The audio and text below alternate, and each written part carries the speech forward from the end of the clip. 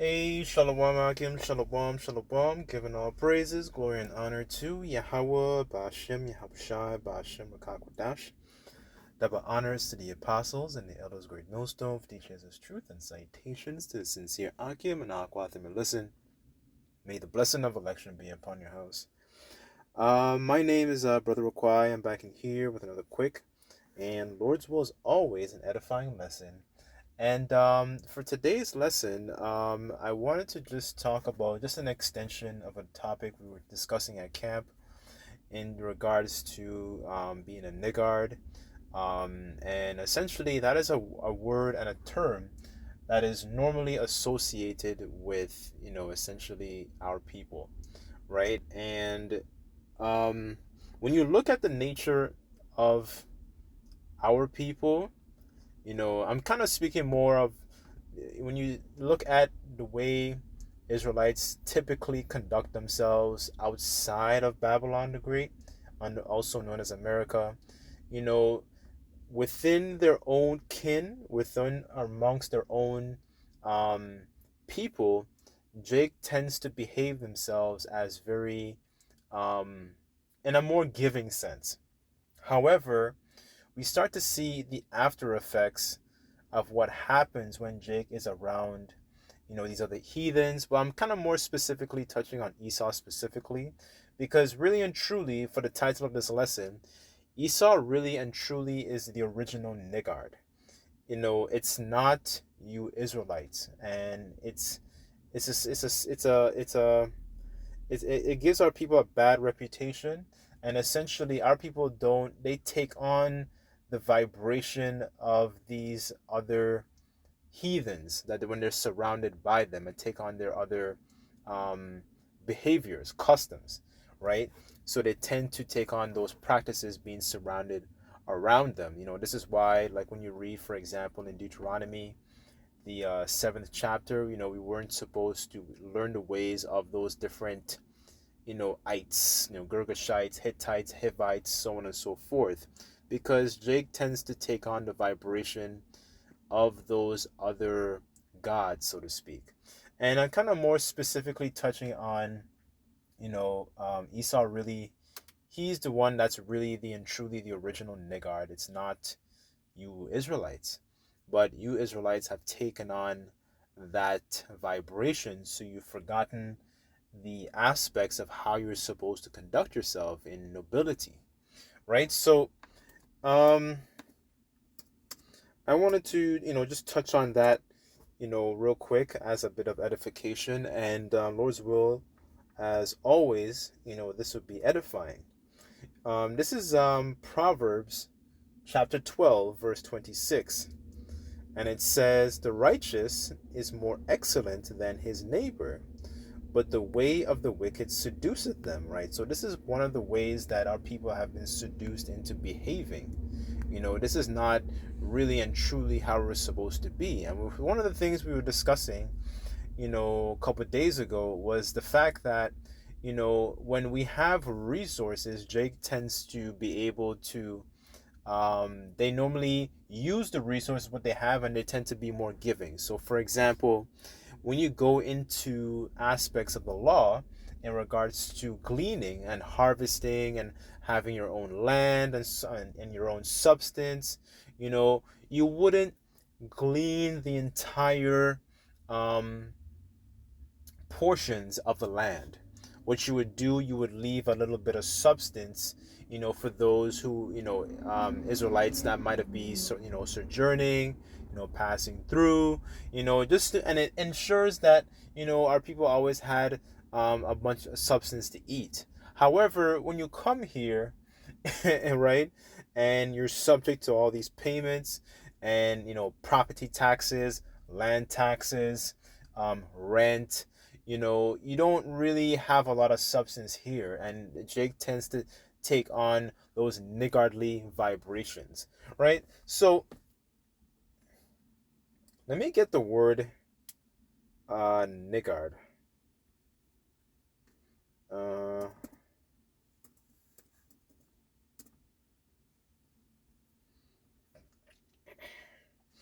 So the word niggard here in the etymology, it says mean or stingy person.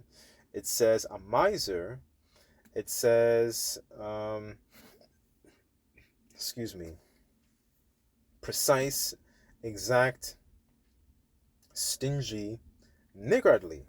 And I'm sorry, Esau is the type of person that is extremely niggardly on a whole, because I'm saying this because when you go through different periods in history where Esau goes into these other countries and extracts the vibrant extracts the natural resources of those lands. He doesn't want anybody to basically f with the profits that he can acquire from those lands, right? So if you go into, for example, nations such as Nigeria has vast amounts of oil. The same thing with Venezuela. You go into different nations that has massive reserves of different natural resources. If anything comes in the way of Esau through these different companies extracting those resources, it's basically, he doesn't want any part of it. So essentially, he is willing to fight tooth and nail to make sure that the profits are coming through. When I say profits, I mean profits, right? He's making sure that those earnings are being made, right, and people are not coming in the way of that. And if people come in the way of that, he will use he would use essentially the people, you Israelites, and essentially pitch you against your own people. So he's essentially an agent of chaos. You're not dealing with a reasonable person, right? Habakkuk he's described as, the scriptures say that the soul that's within him is not upright, right? This is the way Esau fights, on a globe. And this is what we're really talking about on a global scale. This isn't to justify Jake's behavior in regards to being niggardly, right? But it shows you where these behaviors are really and truly coming from, because we were not given essentially the fatness of the earth wasn't given to us by by our blessing, the sword, right? So as a matter of fact, let me get that real quick. Let's go back to Genesis, because I said a lot here. What's that, 27?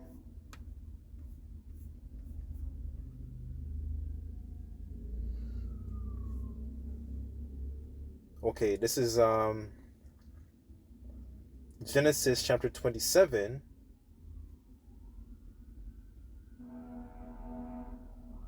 I'll start at verse 38, and it says, "And Esau said to his father, Hast thou one blessing, my father? Bless me, even me also, O my father. And Esau lifted up his voice and wept. And Isaac his father answered and said unto him, Thy dwelling shall be the fatness of the earth, and of the dew of heaven from above. And by the sword thou shalt live, and thou shalt serve thy brother. And it shall come to pass, when thou shalt have dominion, and thou shalt break his yoke from off thy neck," right? So this is the way Esau would live. He would live by the sword, his modern day technology, weapons, warfare, military, and he would do at any means to extract and gain the fatness of the earth, right? So using his blessing to extract a lot of the resources from you different respective nations, right? So like I mentioned before, for example, Nigeria. There were some countries also in Central America as well. It was known as the United, I believe it was called the United Fruit Company, if I'm not mistaken. Let me just look that up real quick. Fruit. It was a company in the. Let me just look this up.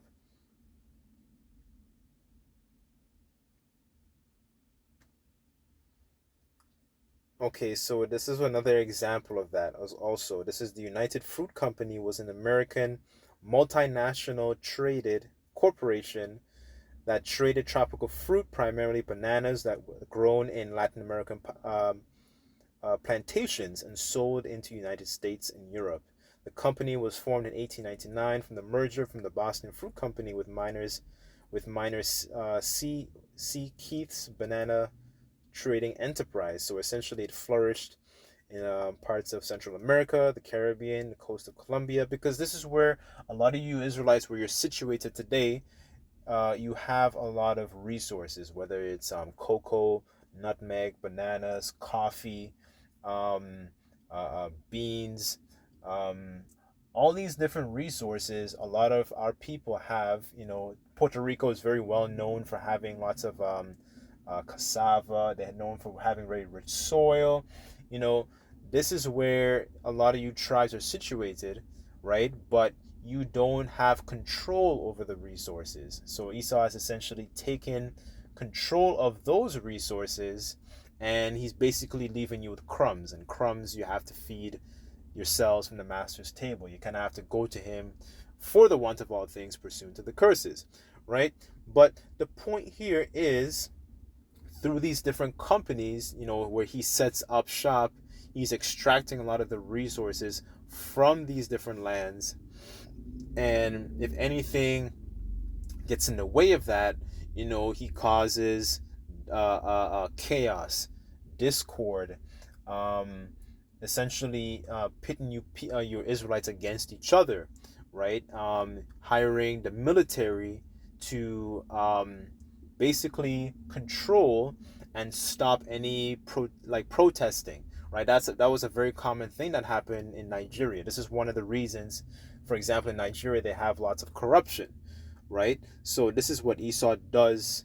He's not he is the original Niggard, not you Israelites, right? You just pick up bad habits because you're surrounded by these people. And this is not to justify your behavior, but this is to actually show the source, because Esau is to blame for this madness, right? So this is let me go to here.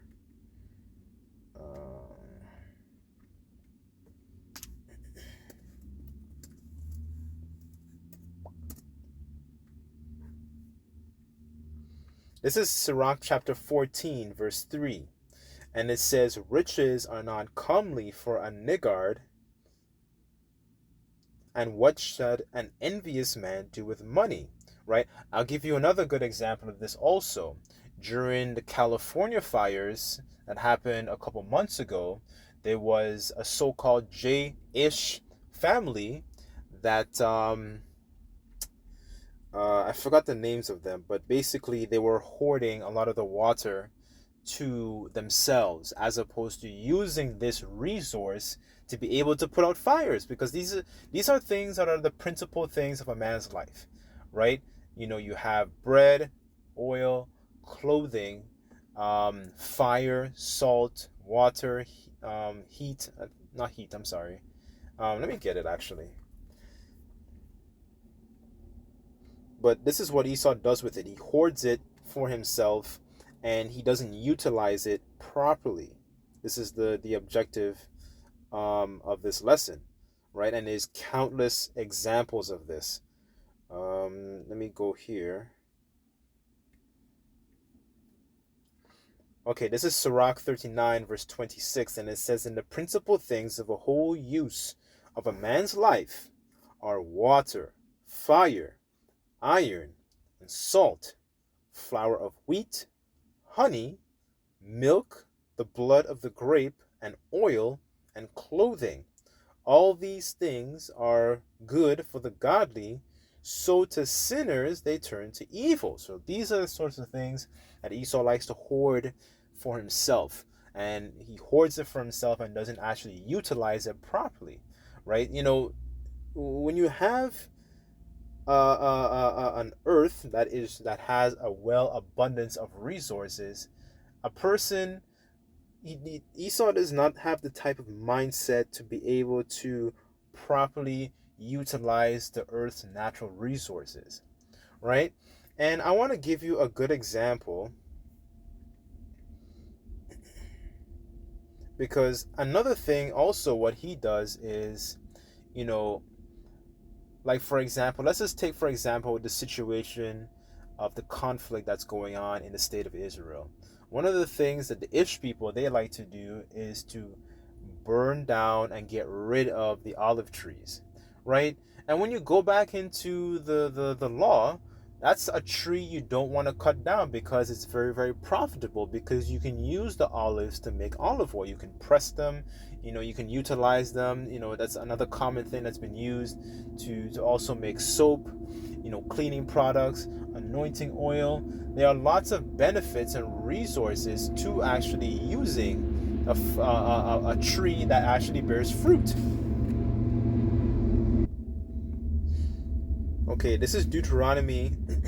This is Laws on Warfare, chapter 20, verse 19. And it says, when thou shalt besiege a city a long time in making war against it to take it, thou shalt not destroy the trees thereof by forcing an axe against them. For thou mayest eat of them, and thou shalt not cut them down, for the tree of the field is a man's life, to employ them in the siege. Only cut down trees which thou knowest that they be not trees for meat.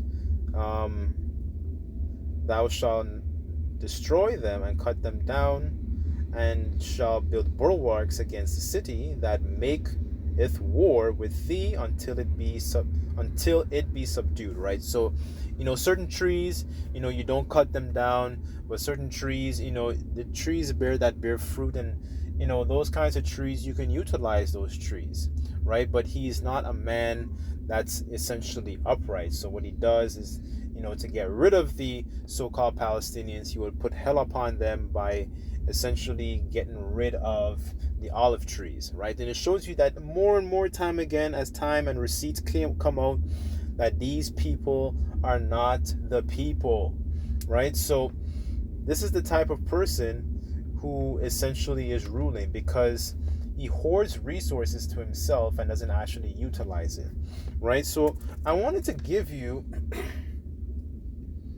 a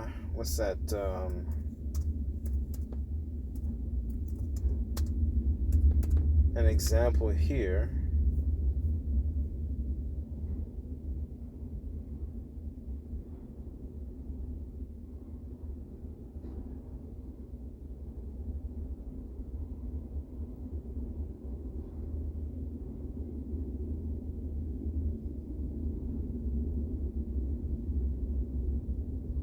This is 2 Chronicles chapter 9,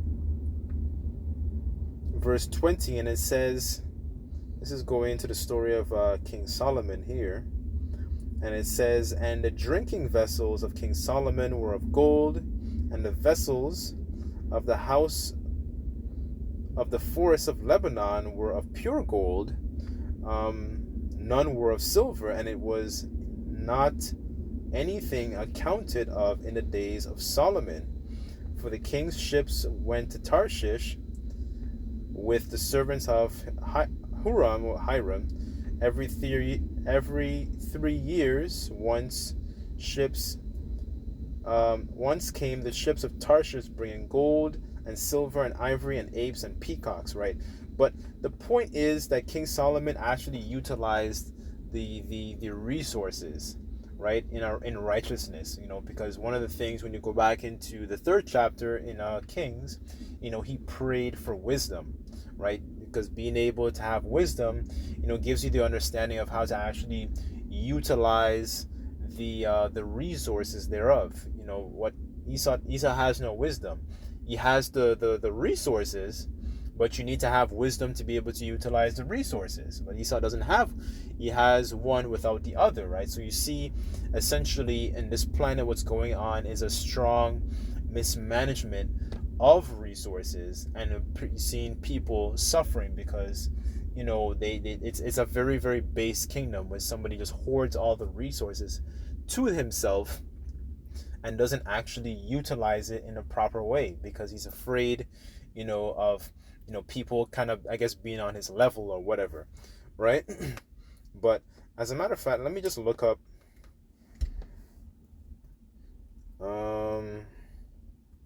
I want to type this into Chat GBT real quick. I'm kind of curious about that.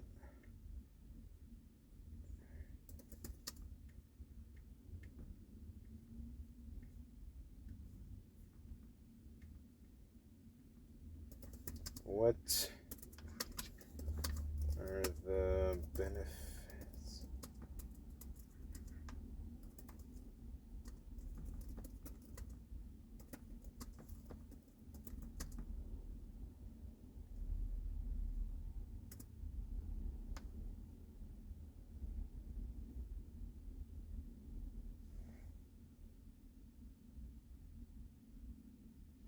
Okay, so I just typed this into ChatGPT.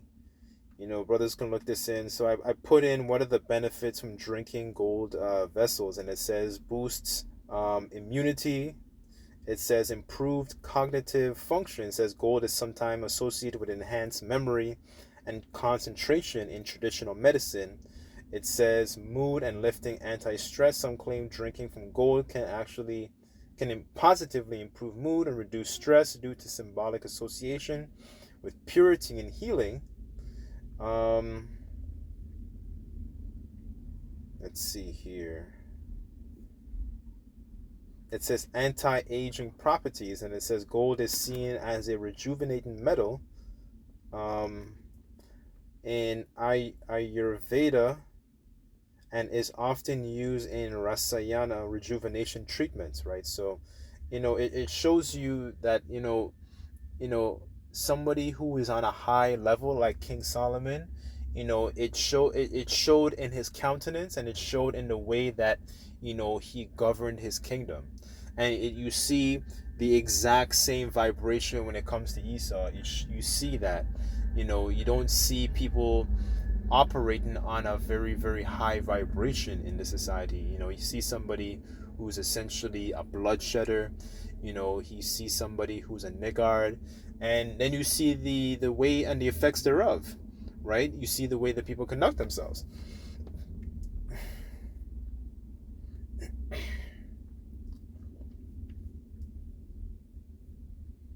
Let me get this here.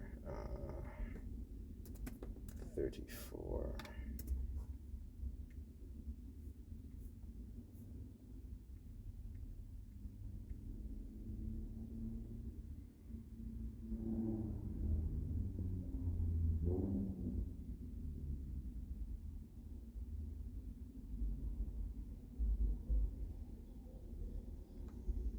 This is Sirach 34.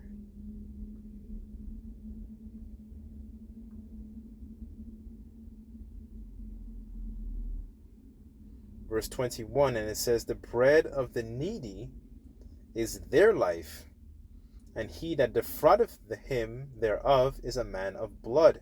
Right? So this is the nature of Esau. He defrauds people, and it's through, his tongue, his different legislation, his policies, and this is the way, he operates with these other nations. This is the way he operates, extracting a lot of the resources. And another thing, he would even destroy a lot of the resources that you can actually utilize to be able to get rid of people, right? So you see more and more time again that, this individual is not somebody who is qualified to be able to govern, the world, right? This is why, righteous rulership is strongly needed to be able to have the earth flourish and to be able to have resources and have them used in a profitable way, in a very useful way, right? So, anyways, Lord's will, I know this lesson would be edifying. Just like to give all praises, glory, and honor to Yahweh Bashem Yahushai. Until next time, I say Shalom.